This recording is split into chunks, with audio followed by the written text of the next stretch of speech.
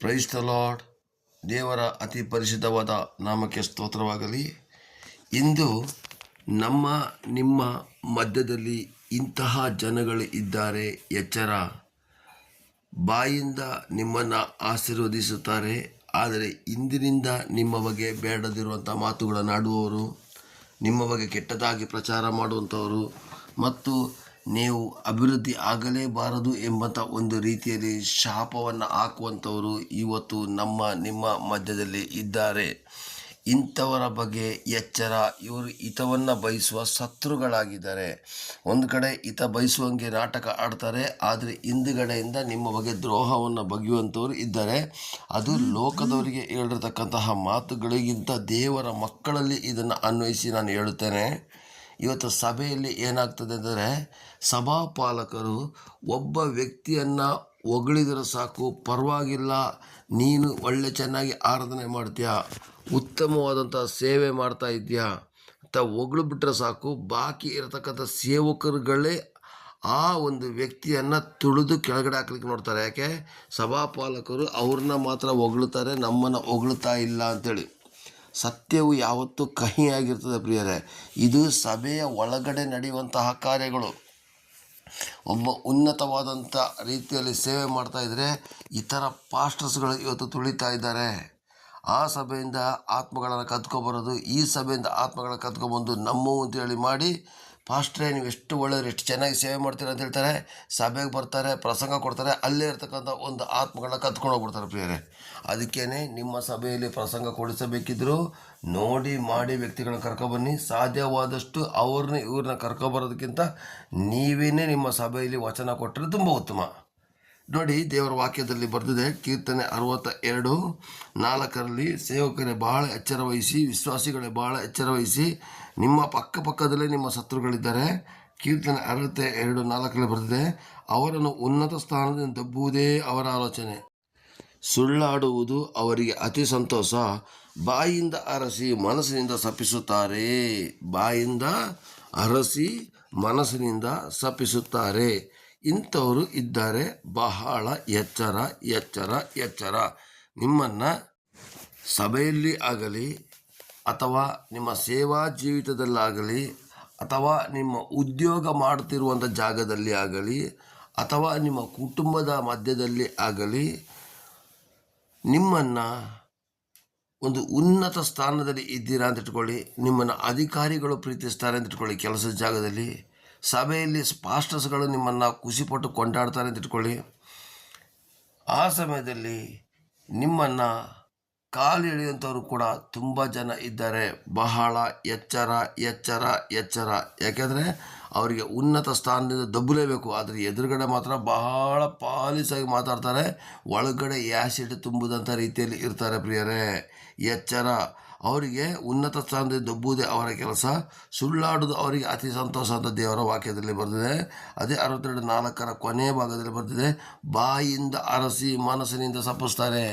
ನೀನೆಷ್ಟು ಒಳ್ಳೆಯವಳು, ದೇವ್ರು ನಿನ್ನ ಚೆನ್ನಾಗಿಟ್ಟಿರಲಿ, ಅಯ್ಯೋ ನೀನು ಎಷ್ಟು ಒಳ್ಳೆಯವನು, ನಿನ್ನ ದೇವ್ರು ಚೆನ್ನಾಗಿಟ್ಟಿರಲಿ, ಅಯ್ಯೋ ನಿನ್ನ ಮಕ್ಕಳು ಎಷ್ಟು ಚೆನ್ನಾಗಿ ಓದ್ತಾ ಇದ್ದಾರೆ, ದೇವ್ರ ಮಗುನ ಚೆನ್ನಾಗಿಟ್ಟಿರಲಿ ಅಂತ ಹೇಳ್ತಾರೆ. ಹಿಂದುಗಡೆಯಿಂದ ಶಾಪ ಹಾಕುವಂಥದ್ದು ತುಂಬ ನಡೀತಾ ಇದೆ ಪ್ರಿಯರೇ. ಇದರ ಬಗ್ಗೆ ಬಹಳ ಕೇರ್ಫುಲ್ಲಾಗಿರಿ. ಬಾಯಿಂದ ಆಶೀರ್ವಾದ ಮಾಡಿದವರೆಲ್ಲರೂ ಕೂಡ ಒಳ್ಳೆಯವ್ರಂತ ನಾವು ತಿಳ್ಕೊಳ್ಬಾರ್ದು ಅಂತ ನಾನು ಇವತ್ತು ಹೇಳ್ತಾ ಇದ್ದೀನಿ. ಅವರ ಹೃದಯ ಸ್ಥಿತಿಗಳನ್ನು ನಾವು ಅರ್ಥ ಮಾಡ್ಕೋಬೇಕಾಗಿದೆ ಪ್ರಿಯರೇ. Praise lord, praise lord, praise lord ಪ್ರಿಯರೇ. ಇವತ್ತು ಮನುಷ್ಯರ ಬಾಯಿಂದ ಬರುವಂಥ ಪ್ರತಿಯೊಂದು ಮಾತುಗಳು ಆಶೀರ್ವಾದದ ರೀತಿಯಲ್ಲಿ ಇದ್ದರೂ ಕೂಡ ಅವರ ಹೃದಯದಲ್ಲಿ ದ್ವೇಷ, ಅಸೂಯೆ, ಹೊಟ್ಟೆ ಕಿಚ್ಚು ಮತ್ತು ಕೆಟ್ಟ ಮನಸ್ಸುಗಳು ಇರಬಹುದು. ನಿನ್ನನ್ನು ಯಾವ ಉದ್ದೇಶದಿಂದ ಅವರು ಹೊಗಳುತ್ತಿದ್ದಾರೆ ಅಂತ ತಿಳ್ಕೊಳ್ಳಿ. ನನ್ನನ್ನು ಕೂಡ ನಮ್ಮ ಸಭೆಯಲ್ಲಿ, ನಾನು ಮೊದಲು ಹೋಗ್ತಿದ್ದಂಥ ಸಭೆಯಲ್ಲಿ ಹೊಗಳ್ತಾ ಇದ್ದಾಗ ಕೆಲವೊಂದು ಜನಗಳು ಹೇಳ್ತಾಯಿದ್ರು, ನಿನ್ನ ತುಂಬ ಹೊಗಳ್ತಿದ್ದಾರೆ, ಆದರೆ ಅಷ್ಟೇ ಕಾಲೆಳೆಯುವಂಥವ್ರು ಇದ್ದಾರೆ ಅಣ್ಣ ಅಂತ ಹೇಳಿದ್ರು. ನಾನು ಹೊಗಳುವಾಗ ಉಬ್ಬಿಕೊಂಡೇ ನಾನು ಕೆಲಸ ಮಾಡ್ತಾಯಿದ್ದೆ. ಕೊನೆಗೆ ನನ್ನ ಕಾಲೆಳೆದು ಕೆಳಗಡೆ ಬೀಳಿಸಿದಾಗ ಗೊತ್ತಾಯಿತು, ನಾನು ಹೊಗಳಿಕೆಗೆ ಯೋಗ್ಯನಲ್ಲ, ನನ್ನನ್ನು ಕಾಲು ಎಳೆದು ಬೀಳಿಸಿದ್ದಾರೆ ಎಂದು ಗೊತ್ತಾಯಿತು.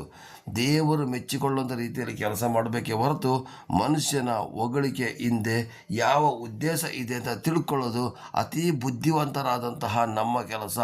ಯಾಕೆಂದರೆ ನಾವು ದೈವಿಕ ಜ್ಞಾನವನ್ನು ಪಡೆದವರಾಗಿರ್ತೇವೆ ಪ್ರಿಯರೇ. ದೇವರು ಬಾಯಿಯ ಮಾತಿಗಿಂತಲೂ ಹೃದಯದ ಆಲೋಚನೆಗಳನ್ನು ಗ್ರಹಿಸ್ತಾರೆ ಅಂತ ಹೇಳುತ್ತೆ. ಯೋಚನೆ ಕೂಡ ಇಲ್ಲದೇ ಇವತ್ತು ತಪ್ಪು ಮಾಡ್ತಿದ್ದಾರೆ ಪ್ರಿಯರೇ. ನೋಡಿ ಪ್ರಿಯರೇ, ನಾನೇ ಆಗಲಿ ನೀವೇ ಆಗಲಿ ಆ ಸ್ಥಿತಿಯಲ್ಲಿ ಇದ್ದೀವಿ ಅಂತ ನಮ್ಮನ್ನು ನಾವು ಕೂಡ ಪರೀಕ್ಷೆ ಮಾಡ್ಕೋಬೇಕು ಪ್ರಿಯರೇ. ಯಾಕೆಂದರೆ ಬಾಯಿಯಲ್ಲೇ ಒಂದು ಮಾತು, ಆದರೆ ಹೃದಯದಲ್ಲಿ ಆಲೋಚನೆಯೇ ಬೇರೆ ಇದ್ದರೆ ದೇವರು ಹೃದಯವನ್ನು ನೋಡೋನಾಗಿದ್ದಾನೆ, ಬಾಯಿಯನ್ನು ನೋಡೋನಲ್ಲ. ನೀನು ಬಾಯಿಂದ ಅರಸಿ ನೀನು ಏನು ಕ್ರಿಯೆಗಳನ್ನು ಮಾಡ್ತಾ ಇದೆಯಾ ಅದನ್ನು ದೇವರು ನೋಡ್ತಿದ್ದಾರೆ ಪ್ರಿಯರೇ. Praise lord, praise lord, praise lord. ಮತ್ತೊಂದು ವಚನವನ್ನು ತೆಗೆದುಕೊಳ್ಳುವ. ಮತ್ತಾಯ 12:34. ಮತ್ತಾಯ 12:34 ಯೇಸು ಸ್ವಾಮಿಯೇ ಆಗಿನ ಕಾಲದಲ್ಲಿ ಹೇಳಿದ್ದಾರೆ. ಮತ್ತಾಯ 12:34, ಸರ್ಪ ಜಾತಿಯವರೇ, ನೀವು ಕೆಟ್ಟವರಾಗಿರಲಾಗಿ ಒಳ್ಳೆಯ ಮಾತುಗಳನ್ನಾಡುವುದಕ್ಕೆ ನಿಮ್ಮಿಂದ ಹೇಗಾದೀತು? ಹೃದಯದಲ್ಲಿ ತುಂಬಿರುವುದೇ ಬಾಯಲ್ಲಿ ಹೊರಡುವುದು. 35ನೇ ವಾಕ್ಯ, ಒಳ್ಳೆಯವನು ತನ್ನ ಒಳ್ಳೆಯ ಬೊಕ್ಕಸದಿಂದ ಒಳ್ಳೆಯ ವಸ್ತುಗಳನ್ನು ತೆಗೆಯುತ್ತಾನೆ, ಕೆಟ್ಟವನು ಕೆಟ್ಟ ಬೊಕ್ಕಸದೊಳಗಿಂದ ಕೆಟ್ಟ ವಸ್ತುಗಳನ್ನು ತೆಗೆಯುತ್ತಾನೆ. ನೋಡ್ರಿ, ಒಳ್ಳೆಯವನು ಒಳ್ಳೆಯ ಒಂದು ವಸ್ತುವನ್ನು ತೆಗಿತಾನೆ, ಒಳ್ಳೆಯ ಮಾತು, ಒಳ್ಳೆಯ ನಡೆ, ಒಳ್ಳೆಯ ನುಡಿ, ಒಳ್ಳೆಯ ಆಶೀರ್ವಾದ, ಒಳ್ಳೆಯ ಪ್ರೀತಿಯನ್ನು ತೋರಿಸ್ತಾನೆ. ಆದರೆ ಕೆಟ್ಟವನಾಗಲ್ಲ. ದ್ವೇಷ ತುಂಬಿದ್ರೂ ಅದನ್ನು ಹೊರಗಡೆ ತೋರಿಸ್ಕೊಳ್ಳೋದೇ ನಿಮ್ಮನ್ನು ಆಶೀರ್ವಾದ ಮಾಡುವಂಥ ರೀತಿಯಲ್ಲಿ ನಿಮ್ಮನ್ನು ಕೆಳಗಡೆ ಬೀಳಿಸುವಂಥ ಪ್ರಯತ್ನ ಮಾಡ್ತಾರೆ. ನೋಡಿ ಪ್ರಿಯರೇ, ಎಲೆ ಈ ಸರ್ಪ ಜಾತಿಯನ್ನು ನೀವು ಕೆಟ್ಟವರಾಗಿರಲಾಗಿ ನಿಮ್ಮ ಒಳ್ಳೆಯ ಮಾತುಗಳು ನೋಡೋದು ನಿಮ್ಮಿಂದ ಹೇಗಾದೀತು ಅಂತ ಅವತ್ತು ದೇವರೇ ಖುದ್ದಾಗಿ ಹೇಳಿದರೆ, ಹೃದಯದಲ್ಲಿ ತುಂಬಿರುವುದೇ ಬಾಯಲ್ಲಿ ಹೊರಡೋದು. ಹಾಗಾದರೆ ನಿನ್ನ ಹೃದಯದಲ್ಲಿ ಏನು ತುಂಬಿದೆ ಅಂತ ಹೇಳೋದನ್ನು ನಾವು ಭಾಳ ಕೇರ್ಫುಲ್ಲಾಗಿ ನಾವು ನೋಡಬೇಕಾಗಿದೆ ಪ್ರಿಯರೇ. Praise lord, praise lord. ಇವತ್ತು ದೇವರು ಹೃದಯವನ್ನು ನೋಡ್ತಾರೆ ಹೊರತು ನಮ್ಮ ಬಾಯಿಯ ಮಾತುಗಳನ್ನು ಅಲ್ಲ ಪ್ರಿಯರೇ. ಹಾಗಾದರೆ ಪ್ರಿಯರೇ, ನಾವು ಬಾಯಿಯನ್ನು ಈಗ ಬೇರೆಯವರ ಬಗ್ಗೆ ನಾವು ಬೇಡ, ಈಗ ನಮ್ಮನ್ನು ನಾವು ಶುದ್ಧಪಡಿಸಿಕೊಳ್ಳುವ. ನಾವು ನಮ್ಮ ಬಾಯಿಯಲ್ಲಿ ಇರತಕ್ಕಂಥ ನಾಲಿಗೆಯನ್ನು ಕೆಟ್ಟ ವಸ್ತುವಾಗಿ ಮಾರ್ಪಡಿಸಿಕೊಳ್ಳದೆ ನಾಲಿಗೆಯನ್ನು ಇನ್ನು ಮುಂದಕ್ಕೆ ಆಶೀರ್ವಾದ ಮಾಡುವಂಥ ನಾಲಿಗೆಯಾಗಿ ಮಾರ್ಪಡಿಸುವ. ನಮ್ಮ ನಾಲಿಗೆಯನ್ನು ಇನ್ನೊಬ್ಬರ ಬಗ್ಗೆ ಮಾತಾಡೋ ಬದಲು ಆಶೀರ್ವಾದ ಮಾಡುವಂಥ ನಾಲಿಗೆಯಾಗಿ ನಾವು ಮಾರ್ಪಡಿಸುವ.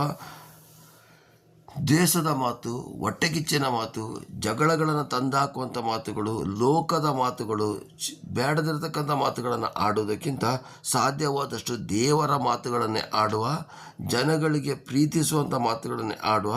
ಪ್ರೀತಿ ಎಂಥ ತಪ್ಪಾಗಿರ್ತಕ್ಕಂಥ ವ್ಯಕ್ತಿಯಾಗಿರ್ಬೋದು, ಎಂಥ ಕಾಯಿಲೆದಲ್ಲಿರ್ತಕ್ಕಂಥ ವ್ಯಕ್ತಿಯಾಗಿರ್ಬೋದು, ಪ್ರೀತಿಯ ಮಾತು ಅವರಿಗೆ ಜೀವ ಕೊಡ್ತದೆ ಪ್ರಿಯರೇ. Praise lord.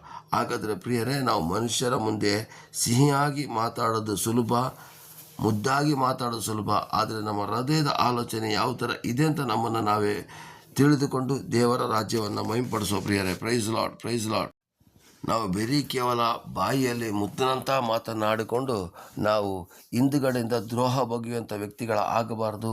ಕೀರ್ತನೆ 62:4 ಬರೆದಿದೆ, ಬಾಯಿಯಿಂದ ಅರಸಿ ಮನಸ್ಸಿನಿಂದ ಶಾಪ ಹಾಕಬಾರ್ದು. ಉನ್ನತ ಸ್ಥಾನದಿಂದ ದಬ್ಬುವುದು ಅವರ ಕೆಲಸ ಅಂತ ಕೂಡ ಆ ಕಾಲದಲ್ಲೇ ಬರೆದಿದ್ದಾರೆ. ಯೇಸು ಸ್ವಾಮಿನೂ ಕೂಡ ಹೇಳಿದ್ದಾರೆ, ಹೃದಯದಲ್ಲಿ ತುಂಬಿರುವುದ ಬಾಯಿಂದ ಹೊರಡುವುದು ಅಂತೇಳಿ. ಜ್ಞಾನೋಕ್ತಿ 16ನೇ ಅಧ್ಯಾಯದಲ್ಲೂ ಕೂಡ ಬರೆದಿದೆ, ನಿನ್ನ ಹೃದಯವನ್ನು ನೋಡುವವರು ನಮ್ಮ ದೇವರಾಗಿದ್ದಾರೆ, ನಿನ್ನ ಹೃದಯದ ಆಲೋಚನೆಗಳನ್ನು ನೋಡುವಂಥವರು ನಮ್ಮ ದೇವರಾಗಿದ್ದಾರೆ. ಹಾಗಾದರೆ ಪ್ರಿಯರೇ, ನಮ್ಮನ್ನು ನಾವೇ ವಿಚಾರಿಸಿಕೊಳ್ಳುವ. ನನ್ನ ಬಾಯಲ್ಲಿ ಹೊರಡುವಂಥ ಆಶೀರ್ವಾದ ಮಾತುಗಳ ಪ್ರಕಾರವೇ ನಾನಿದ್ದೀನಾ? ಬೇರೆಯವ್ರ ಬಗ್ಗೆ ಬೇಡ, ನಾನಿದ್ದೀನ. ಇವತ್ತಿನಿಂದ ನಾವು ಟ್ರೈನಿಂಗ್ ತೆಗೆದುಕೊಳ್ಳುವ. ನಮ್ಮ ಬಾಯಲ್ಲಿ ಏನು ಮಾತಾಡ್ತೀವೋ, ಏನು ಒಳ್ಳೇದು ಮಾಡ್ತೀವೋ ಅದೇ ಥರ ನಡೆದು ದೇವರ ರಾಜ್ಯವನ್ನು ಮಹಿಂಪಡಿಸುವ. ಹಾಗೆಯೇ ನಿಮ್ಮ ಅಕ್ಕಪಕ್ಕದಲ್ಲಿ ನಿಮ್ಮನ್ನು ಹೊಗಳುವಂಥ ಜನಗಳ ಮಧ್ಯದಲ್ಲಿ ನೀವು ಕೂಡ ಎಚ್ಚರದಲ್ಲಿರಿ. ಅವರು ಯಾವ ಉದ್ದೇಶಕ್ಕೋಸ್ಕರ ಹೊಗಳ್ತಿದ್ದಾರೆ ಅಂತ ತಿಳ್ಕೊಳ್ಳೋಂಥ ಜ್ಞಾನ ನಮಗೆ ಬೇಕು ಅಂತ ಬೇಡ್ಕೊಳ್ಳಿ ಪ್ರಿಯರೇ. ಯಾಕೆಂದರೆ ನಾವು ಇಂಥ ಜನಗಳ ಮಧ್ಯದಲ್ಲಿ ನಾವು ಅವರ ಬಲೆಗೆ ಸಿಕ್ಕಾಕೋಬಾರ್ದು. ಹೊಗಳುವಾಗ ಸ್ವಲ್ಪ ಎಚ್ಚರವಿಟ್ಟು ಹೊಗಳಿಸಿಕೊಳ್ಳಿ. ಹೊಗಳುವುದರಿಂದ ಏನು ಪ್ರಯೋಜನ ಇಲ್ಲ. ಹೊಗಳಿಸಿಕೊಂಡು ಅವರ ಕಾರ್ಯವನ್ನು ಅವರು ಮಾಡ್ಕೊಳ್ಳಿಕ್ಕೆ ಪ್ರಯತ್ನ ಪಡ್ತಾರೆ ಪ್ರಿಯರೇ. ಹಾಗಾದರೆ ಹೊಗಳುವಂಥ ವ್ಯಕ್ತಿಗಳ ಮುಂದೆ ಸ್ವಲ್ಪ ಎಚ್ಚರದಲ್ಲಿದ್ದು ದೇವರ ರಾಜ್ಯವನ್ನು ಮಹಿಂಪಡಿಸುವ. Amen, amen, amen. Praise the lord.